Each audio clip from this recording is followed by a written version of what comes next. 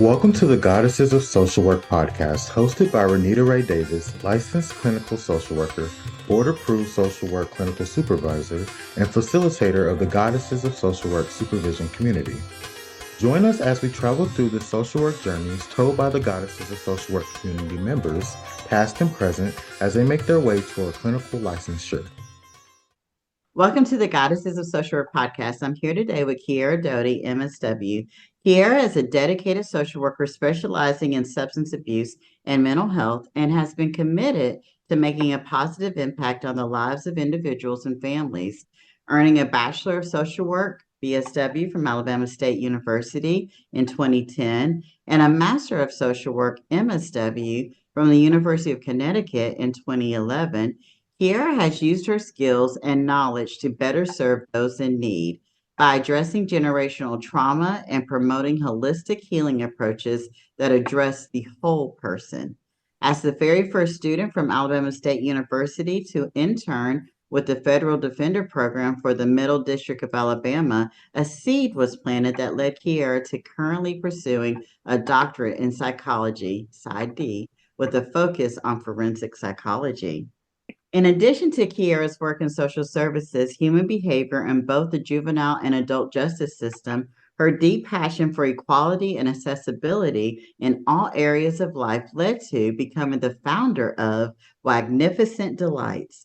Kiera believes that pets play a pivotal role in the mental health journey for individuals, and to ensure the longevity of their partnership, owners should be able to have access to high quality treats and care products that are affordable. Kiera recently achieved a significant milestone in her entrepreneurial journey by becoming the first African American woman to be recognized as the best pet store in Baldwin County, Alabama. This accomplishment not only reflects Kiera's dedication to excellence, but also underscores her commitment to breaking barriers and creating opportunities for underrepresented communities. Welcome to the show, Kiera. Thank you so much for having me. Wow, Kiera, I have been waiting to do this podcast interview with you for a while now. When I read your bio, the first thought I had was from the ground up. Yes. First, by becoming the first student to intern at the Federal Defender Program, and now being recognized as the first African American woman owner of the best pet store in Baldwin County, which is no small feat. And you're a social worker.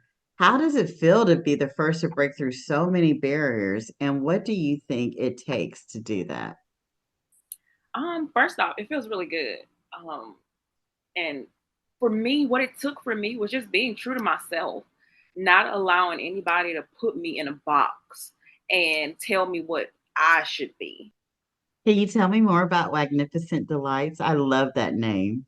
Yes. Okay. So initially, it started off because first off, I was buying all natural treats for my dogs and they were still getting sick. And then the more research I did, I realized that that stuff in there was not really all natural. So I started making their own treats. And then it became sort of a therapy for me to be able to relax when I get off work from such a stressful job. And then I'll never forget, one day I posted some Star Wars treats that I made for like May the 4th to be with you or whatever it was. And I never forget a girl that I had never met a day in my life. She commented on the picture and said, "Invest in yourself, sis." And I haven't looked back since. Wow. A stranger said Yes. invest in yourself, and then that's how it took off. What year was that, It was Kiera? 2019. Wow, right before the pandemic. So Right did the before. pandemic help with Absolutely you? did. Can you Yes. tell me how? Because I know it did. Yes. How did that? Yeah. It was easy because like stores were shutting down, people were scared to go out. So it was easy for me to either deliver it at their house and allow them to come pick them up. So, Awesome. I it love limited the that. contact. So yeah, that really helped. Yes, yes. And I know because I have followed your journey, obviously, with Magnificent Delights. And it was mostly, I thought, when I would see your post on Facebook, they were dog treats. But for you to become the best pet store in Baldwin County, which is one of the largest counties in Alabama, Yeah. you must have expanded Yes. past. dog treats to other things. What are you doing now? Well, now, I'm doing cat treats as well because like I started doing local markets and every time I would go, someone would say, well, you don't have any cat treats, you don't have any cat treats. And I was like, you know what? Give me a second. So, I took the time, I did my research. I made friends with some vets outside of the vets that my dogs were seeing and just got a lot of insight from it. And now we have cat treats. I also do like paw soothers and rubs for the dogs. And I'm working on now a spa care line with the conditioners and the shampoos and the sprays. I love that so much. Here, do you think that your social, we're not going to get into, we're about to get into your social work journey in just a second, but do you think any of your social work skills helped you with expanding and marketing and or creating relationships, like I heard you just say with the vets and with the markets and all of that? Yes, absolutely. Um, Compassion goes a long way. Compassion and empathy goes a long way. Recently, we did a market and there was a little kid there. I don't know, for whatever reason, I really love freckles. Like, I really, really do. And his mom was there and she was kind of browsing. And you can kind of tell when somebody's like really not going to buy something, they're just looking. But I was talking to her kid and I said, I absolutely love your angel kisses. And her eyes got so big. And she pulled me to the side and she said, you know what? I can't thank you enough for what you just did because he's been getting bullied so much at school for that. So to hear somebody tell him how beautiful and special that is means the world for me. And she spent a couple $100. Wow. Yeah. So like Wow. being a social worker definitely gives you skills to be able to connect with your customers on a deeper level than just wanting some money. Like I didn't go Mm, into this for the money at all. It was because I truly wanted something better for everybody. exactly, exactly. I told you before we hit record that when I think of you, I think of Stacy Pita Chips, and Yes, she's an MSW, and you are the black girl version of that to yes, me. yes, yes. Where do you see Wagnificent Delights headed? Oh gosh, I see Wagnificent Delights nationwide, storefront wide. Um, so many possibilities. My mind is always on another level of thinking. I don't even sleep really good at night because I'm constantly thinking of things. Magnificent Delight for me is like, it's my baby. So just like a parent with their child, they want to nurture it to make it be all that it can be. And that's literally what this is for me. I'm going to ask you a question. I don't know where it's coming from, but this is more than a side hustle. I don't think I have Oh, a yeah, question. It's a statement. I wanted you just to, yeah, yeah, this is because you're still doing your social work full time. absolutely. Mhm. But some people are like, oh, I need a side hustle. But this feels like especially being recognized as the best pet store in Baldwin County, again, one of the largest counties in Alabama. This has got to be more than just a side hustle for you. Absolutely. Like when I tell you, like, this is my retirement plan. Side hustles, you do it just to have fun. Like, no, this is my retirement plan to the point where, like, the things that I do now is to set up my children's children.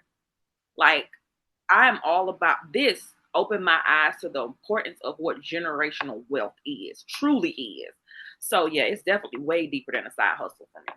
I love it. I love it. But I am going to get into your social work journey. And I guess part of that too is social work lifelong for you, or are we transitioning eventually, do you think? I'll say it's lifelong only because I didn't choose social work. Social work chose me. So as bad as I want to get away from it, like I'm not gonna lie, as bad as I want to get away from it and focus solely on Magnificent Delights, it's like you can't ignore your gift and your calling, and that's where I am with it. So yeah, no matter what I do, if I'm not working full social worker mode, therapist mode, it's gonna creep up in some kind of way. Like that's just inevitable. Absolutely. I love, let me ask you this, and I promise I'm going to get into your social work journey, but this is just so intriguing. For those of us who may not have um, a baby on the side, of our full-time jobs, what could you see social work creating generational wealth? Um, I do. However, the only way I can see it's creating generational wealth is if you were a rebel like me. I love Like it. that, Yeah. honestly, that's the only way. Because social work, as much as I love the profession and the field, it's such a box of confinement. So, in order to do what's never been done, you have to go against the grain, and that gets really tricky. Because again, social work is also such a political career, and I don't care. You know, I do what makes me feel good to where I can connect with my whoever it is where they are. Like, I don't, and I may be jumping the gun with your interview questions, but like, I don't even fit into a community of social workers. I have my community because I know they understand me, but I'm such an unorthodox social worker that I'm often misunderstood. And and to prevent me feeling some type of way or me making them feel some type of way, I'm okay with not needing to be in their space. So I created a space of my own. I love it. And I think that is what social workers who are called to do this profession do. Yeah. Create our own spaces, right? Because Yeah. we're the ones serving those who are the outliers. And Mm-hmm. so when we create these cliques, are we really doing what we were called to do? So Exactly. let's get into your social work journey. Tell Okay. me all about it. Start from the beginning. Yeah. Okay. So from the beginning, let's see. Initially, I didn't want to be a social worker. Like, let's just do that first. Initially, I didn't want to be a social worker. My childhood dream, believe it or not, was to either be a race car driver or in the circus because I'm double jointed in my arms and legs. So I used to beg my mom to be in the circus. She thought I was weird. But then I became really ill when I was 9 years old with spinal meningitis, which as I was became an adult, was properly diagnosed with multiple sclerosis. So I wanted to be a brain surgeon because as a little kid, as a little 9-year-old, I was saying, I need to figure out how to fix kids. When I realized being a brain surgeon just required way too much and it only fixed like one thing, that wasn't what I wanted to do.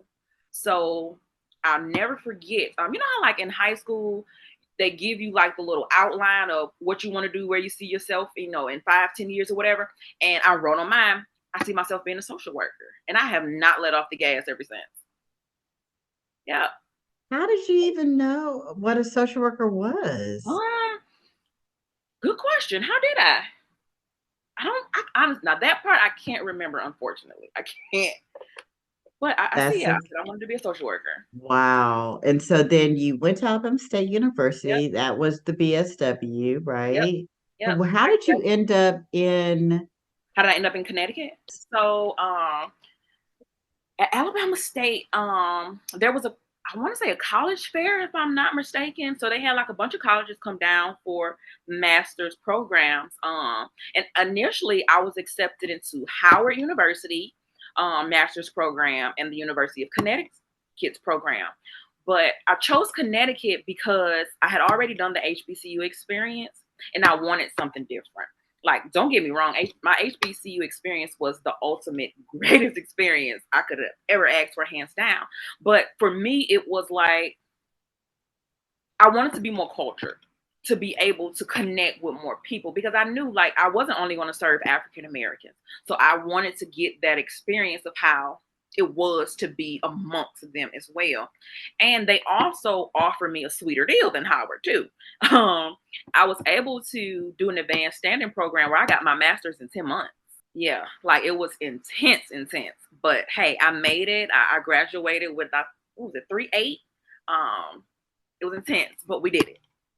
But yeah, Congratulations. Yeah. thank you. We've talked in the past, if you don't mind, before we get into your career in social work, we've talked about the license, right?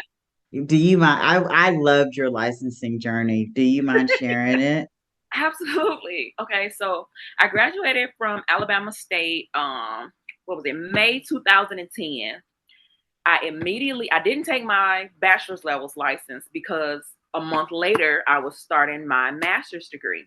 Um, I had a job lined up out of my master's program. So I didn't immediately take it then either, but I was kind of being pushed into doing it. So when I first took it, I failed by 3 points, right? And then I took it again because I was still being pushed, and I failed by 2 points. And after that, I was like, you know what, screw this. Like, you're not going to define my gift with a test. Like, you're just not going to do that. And not having my license, it probably has prevented me from certain opportunities, but I have to ask myself, are those opportunities that would have even been fulfilling for me? Would I even have been able to authentically be myself? And I would have chosen the path that I'm taking now any day. Absolutely. Because that's what I'm going to say. It doesn't feel like it stopped you in any way at all. No. Yeah. I mean, Yeah. it's a piece of paper. Like, we go to school for all these years, and we have to, first off, pay way too much money to take this test. And then you can tell me if I'm good enough for a job after I've received all this education. That just doesn't make sense to me.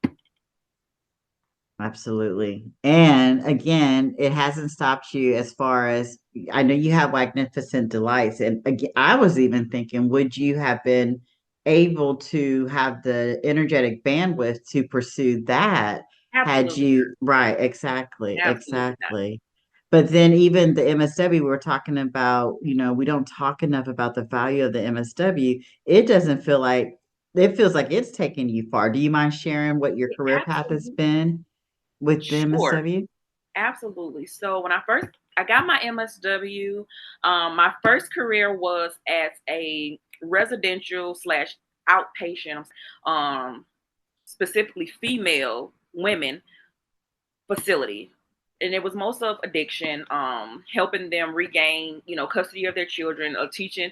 I was a 20-something-year-old lady coming out of college teaching 30 and 40-year-old women how to be mothers. And that was such an eye opener to the point now where, like, I'm still connected with their children. Like, I may not still be connected to them because of, client and, professional rights or whatever, but their children still reach out to me, which is such an amazing thing to, like, see them grow, and to have them thank me is more rewarding for the impact that I played in their parents' life and their parents' journey. But to see that it was so beneficial to the child. And then from there, where did I go from there?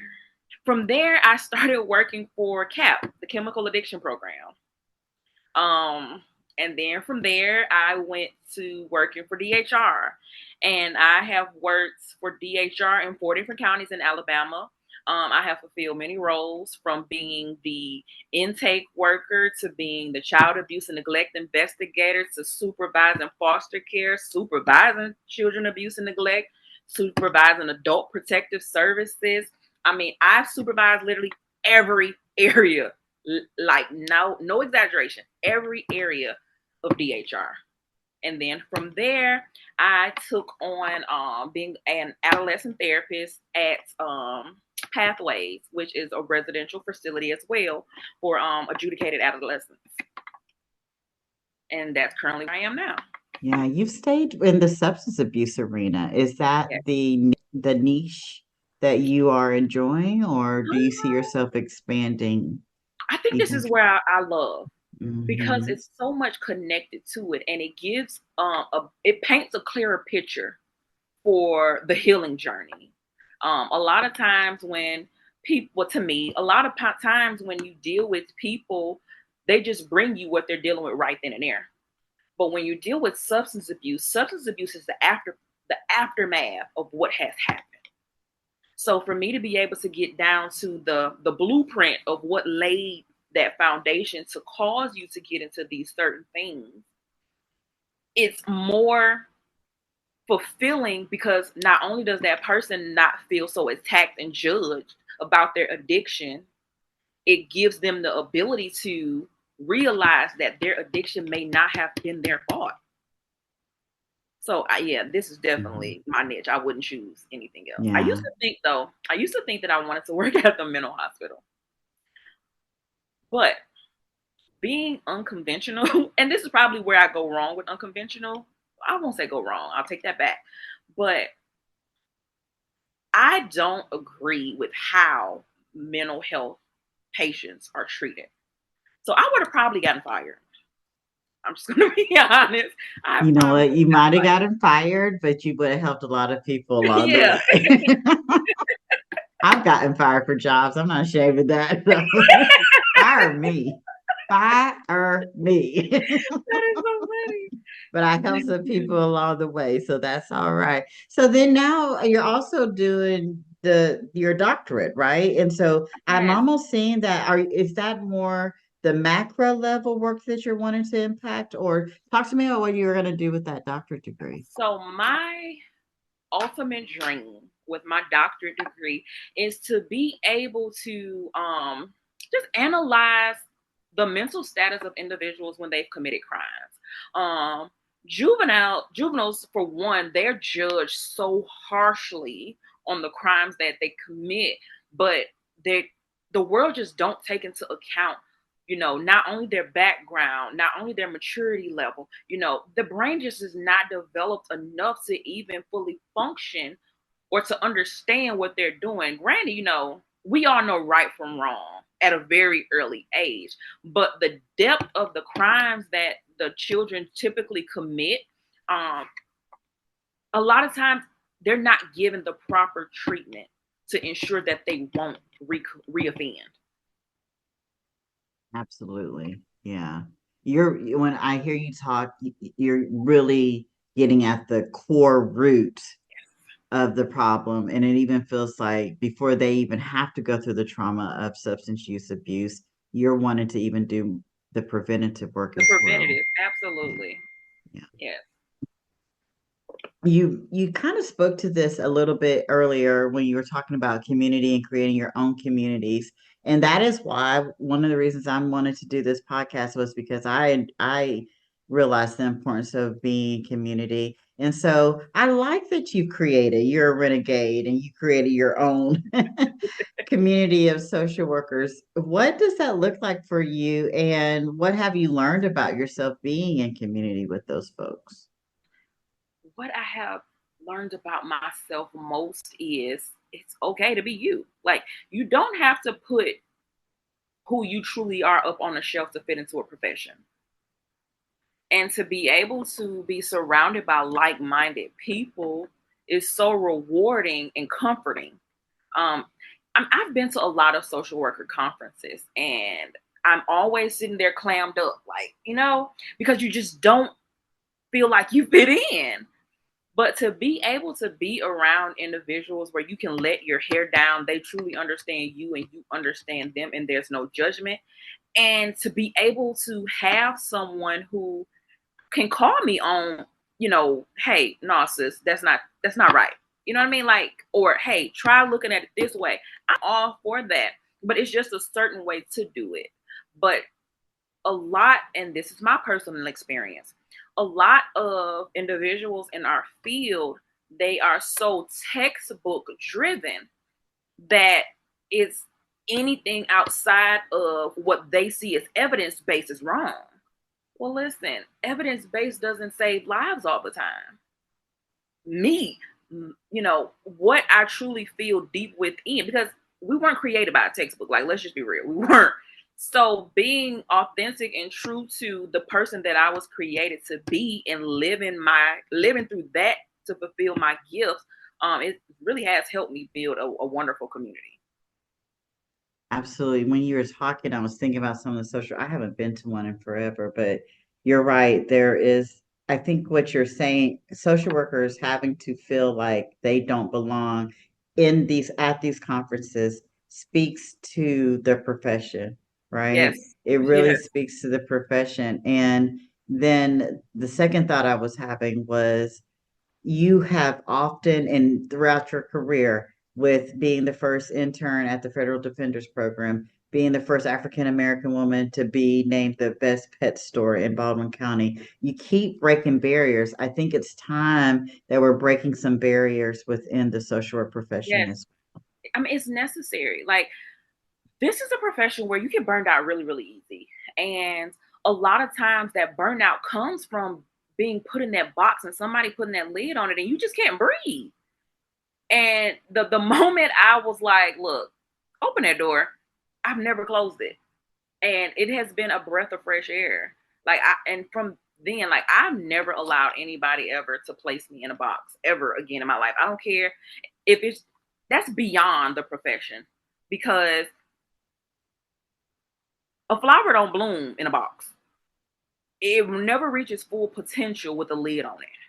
So why do we have to be put in such a tight space to where it's hard for us to grow and expand, to be able to connect with people? And this is my thought process.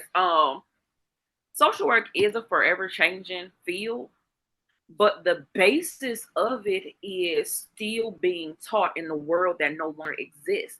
And that's why so many people are falling through cracks. And I have a real bad issue with that. That was a word right there. That was a whole word right there. And you know, I just did a podcast episode with Gina. I forget her last name right now, but she is called Decolonizing Mm, Your Social Work Practice, because it's not even just there, we're still teaching in a world that no longer exists. What about the cultural nuances, exactly. right? Within, you showing up as your authentic self allows your clients to show up as their authentic self. And the work that you get in hearing back from the kids that you said of their parents says that apparently what you're doing is right. Right. Yeah.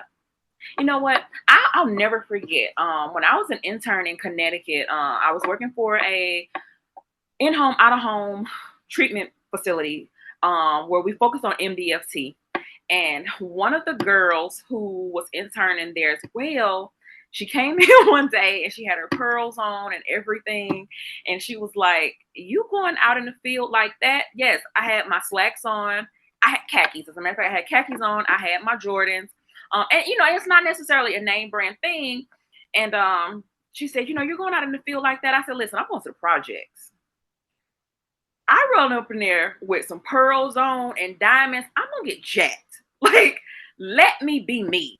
I don't want to ever go into a atmosphere where I make somebody feel like I'm making them feel less than." That And that part. there was a huge eye opener for me. Like, even down the line in our internship, and we had to do what is it called? Reviews or whatever they are. The And evaluations, yeah. evaluations. There we go. And we talked, and she was struggling. Like, she just couldn't connect with them. And I was like, I ain't having no problems. And it was like, well, why is it that you aren't struggling? Well, one, I'm not covering my tattoos because this is my expression. This is my freedom of expression. I'm not covering it. When I sit down with my kids and they want to know about my tattoos, baby, let's share these stories of why I got this, what this means to me.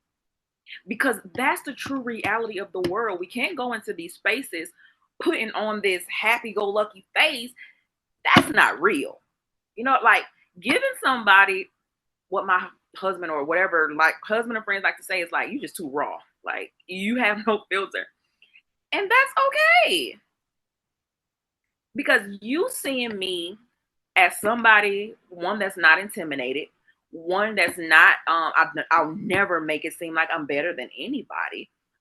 I can get on ground level with you. Look, we can sit out here and play in the dirt together if we need to. Like, these shoes or whatever I have on do not matter to me. That will forever give you more success than you sitting there with your pen and paper and your fingers crossed, talking in such a monotone, voice. I'm not going to listen to you. I'm not going to listen to you. So if I want to connect to somebody, I need to be that person that I will want somebody to be for me. And that gets lost a lot of times when we allow people to put us again in these boxes. What's the whole point of us doing this work if we're Exactly. not going to make an impact? Oh, Kiera, that was great. Yes. Keep showing up as your authentic self.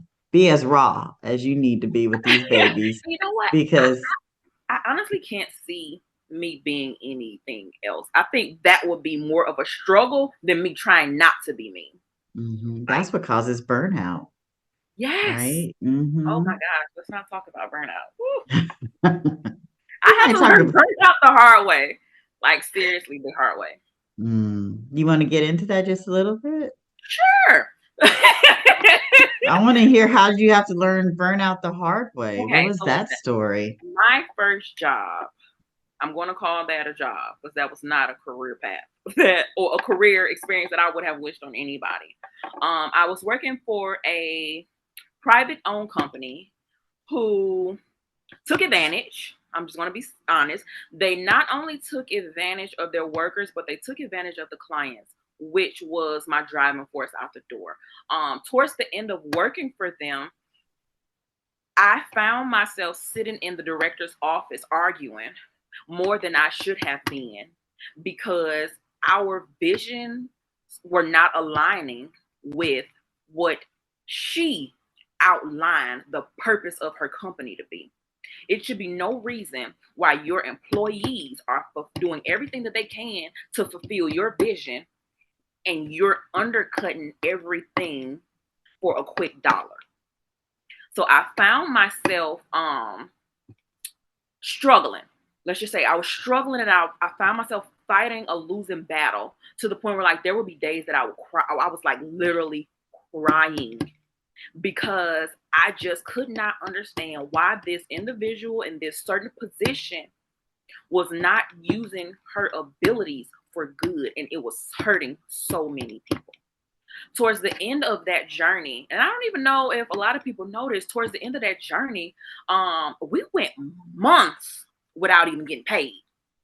And I mean months.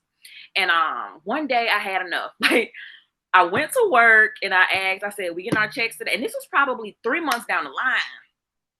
And I said, are we getting paid today? They said, no. I said, all right, cool. I'm going home. Call me when you got my check. And I left. And I did not come back. And I got a phone. I'll never forget this. I got a phone call. They called us all in the office and they gave us letters to freaking go apply for food stamps. And I was like, you get where my money at? Thank you for the letter. Where my money? And it was so heartbreaking because when I can remember this so vividly, like walking through that front door, I got chills. Like walking through that front door, you had the clients working at the front desk. You had the clients running the daycare center and you had to pass all of them.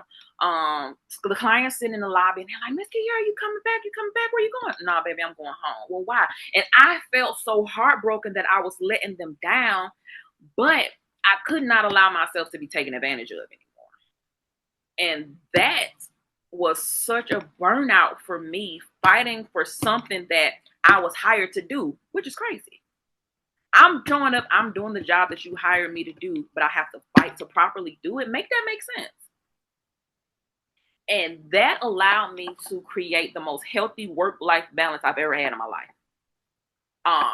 When I'm not at work, I'm not at work.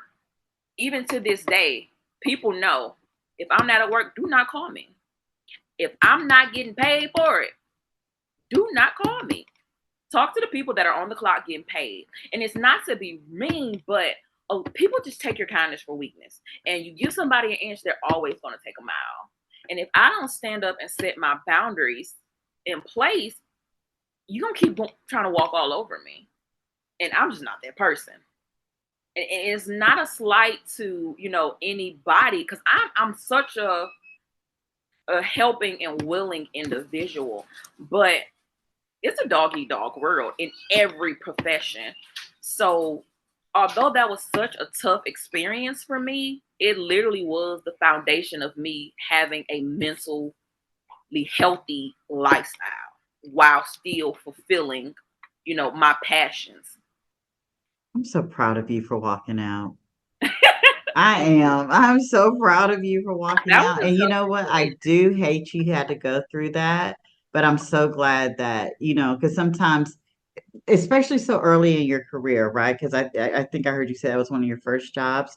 Very first. Right. Because I remember my internship, that's when I learned burnout. And I was like, oh, I'm gonna have to have a good work-life balance. And so when that happens early in your career, and now that sets you up for success to know what a good work-life balance is. But you first had to, oh my goodness, after 3 months, had to walk out.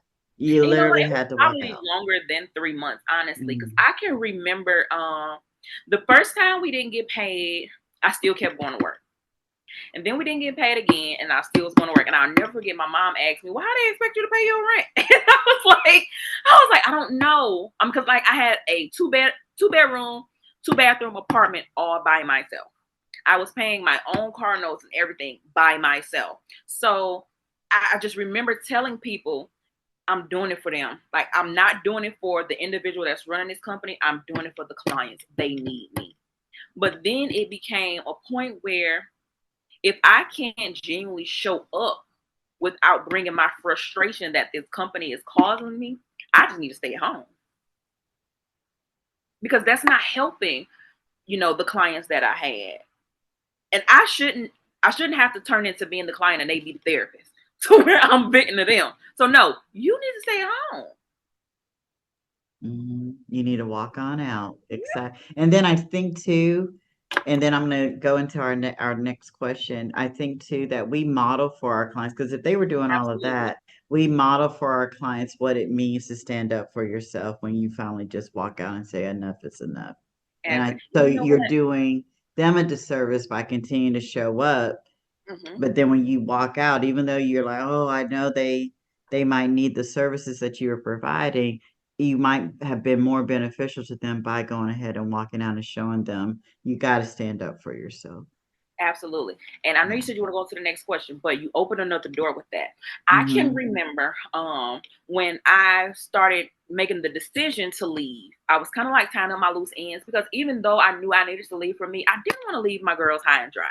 Right. So during that time, the place I was working for had received a grant to start placing these women in apartments. These apartments were in some of the worst of the worst neighborhoods in Montgomery, Alabama. And when I found out where they were, I am not going to lie. Back then I lied, but I'm not going to lie. I started coaching my girls on how to stand up for themselves, because we did not put in all this work for us to send you back to the trap house. This is not going to happen. So I think that's probably why they didn't mind, like the company didn't mind me leaving, because my girls had started taking on my personality to stand up for I themselves. love it. I love it. Yes. Yes. Good. Yeah. Okay. So we're going to get back to always be your raw self, always Yeah, be that authentic self, because your clients are benefiting from you showing up as your authentic self. Yes. absolutely. Here, what is one belief about social work that you started on this journey with that you feel has changed the most? That I could change the world. Ah, Like, I think that's every social worker's belief. Going in is like, oh, I'm about to change the world. Girl, please, not happening. Like, you can change one person at a time, and that person you may change may not even change to the degree that you want them to change, but any small change is a change.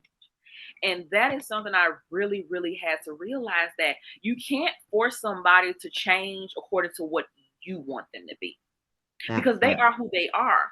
Allow them to be the best version of themselves, and that be okay with you. So yeah, I had to learn that Absolutely. really fast. Yes, absolutely. Yeah, I think we like thinking we can be Captain Save a Hoe. Yes, and it's like, That hoe girl, don't want to be changed. Yes. Oh, we are at our last question. I know I had a different question, but we hit, yeah, I know, but and thank you. I want to say this. Thank you so much for coming on. I really wanted to talk about Magnificent Delights. I've said it to you a couple times. I'll say it one more time. You are Stacy Pita chips in the brown sugar body, and I cannot wait to see Magnificent Delights go national, if not global, international. We're yes, claiming it. I received that. So excited for you. We have a little kitty cat here, so you're gonna have to give us the link Absolutely. so that we can get him some treats, and so that I can put it under your podcast description Okay. for other pet mamas and daddies can get their babies some treats as well. So because we're social workers, we're going to support each other in Love it. all things. But you've done so much with your career. I mean, not just within the field of social work. I love that you're just out of the box with Magnificent Delights. I mean, I love that. And didn't even get to ask you, and maybe you'll speak to it, I part of your bio said that you believe that pet owners that that pets play a pivotal role in the mental health journey for individuals. And I'm just like, I want to even see that within the field of social work, the role of pets and mental health be more prominent with what we do as social workers. But I won't go there now. That's just one of my dreams as well. But in what ways do you feel like you give back to the profession? That's a good question. I would have to say I give back to the profession by simply just being me. It is really easy to get lost in a version of who people want you to be, but that will never get you far. I have had so much success with confronting people. And one thing that I have been able, which is a joy, to teach people is that confrontation is not a bad thing. Running from the confrontation is what creates the problem. Confrontation is a sign of love. If I wasn't addressing this with you, I wouldn't care. I'll never forget the job that I'm at now. I had a kid who was literally living through this was a girl. I was literally living through her family trauma. And I told her mom, before you come back to another family session, I need you to go get your own individual therapist. Because the life that you're living and the direction that you have guiding this child on is going to erase all the individual work that she has done. And it's not fair to her to do the work that she's doing here and have to return to the home that created it. So being able to not be afraid of confrontation has allowed me to probably go beyond what my job really requires me to do. So yeah, I would say just being me is the best contribution I could ever offer. I love that. And you know what, here, I love that you brought up confrontation because it is reminding me of the image that you painted of the social worker in Connecticut with the pearls. Bless her heart. I hope she's doing well. But part of that is there feels like there's this, we're not supposed to be confrontational, or because we're in this field, we're not supposed to be confrontational, but that is how you get the work done. Confrontation is caring. Confrontation is compassion. Confrontation is healing, right? And so again, that is that being outside of the box of what we were taught, and doing what actually works. Yep.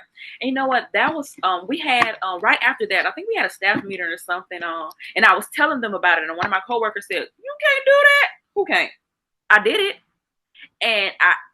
And then we had another meeting, and I talked about it, and I said, guess what, y'all? I got a phone call from my mama, and she thanked me so much for telling her that she needed to go get therapy. And they were like, what? How do you do that? Because I'm not afraid to do what other people are afraid to do. Me being afraid to address problems will only leave the world sick. And I was not blessed with the gift of healing to continue to watch you stay sick because you're too afraid to address the problem. Perfect. Absolutely perfect. Thank you for doing this work. Thank you for what you do within the field of social work. And thank you for stepping outside of the field and doing what you do for our fur babies. Love it. No, thank you for the space to be able to share. Oh, I was excited about having you on the Goddesses. So I couldn't wait. I was so glad that you said yes. So thank you. And congratulations again for all the barriers that you're breaking. And I cannot wait to see Wagnificent Delights go international. Cannot wait. Thank you for listening to today's episode of the Goddesses of Social Work podcast. We are glad you were here. If you like this episode, please come back to hear more stories of the journeys through social work, and please leave us a review on Apple or Spotify. See you next time here on the Goddesses of Social Work podcast.